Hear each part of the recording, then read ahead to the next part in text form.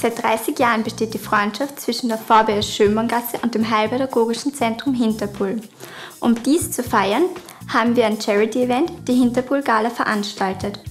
Bei dieser Veranstaltung haben wir Spenden für Therapien für Kinder, die ansonsten nicht finanzierbar wären, gesammelt. Unser Team hat sich diese Herausforderung angenommen und zunächst einmal unsere Lehrer versteigern lassen.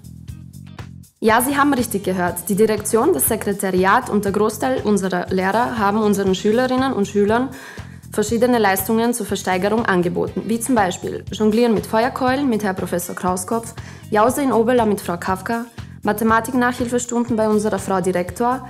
Herr Professor Hosch und Frau Professor Müller haben bewiesen, dass man auch beim Frühstücken etwas lernen kann, oder ganz sportlich der Besuch eines Eishockey-Matches mit Herr Professor Todt. Über 50 solcher Angebote hat es insgesamt gegeben. Der Lehrerversteigerung folgt die Promi-Versteigerung. Prominente aus Wirtschaft, Kultur und Politik haben genauso tatkräftig die Gala unterstützt.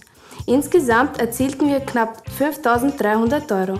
Der Gesamterlös wurde den Kindern von Hinterbrühl im Rahmen der Weihnachtsfeier übergeben. Wir sind Freunde dieser Kinder und Freunde sind nicht nur da, wenn es gut geht, sondern auch in Not, und so soll es auch die nächsten 30 Jahre bleiben.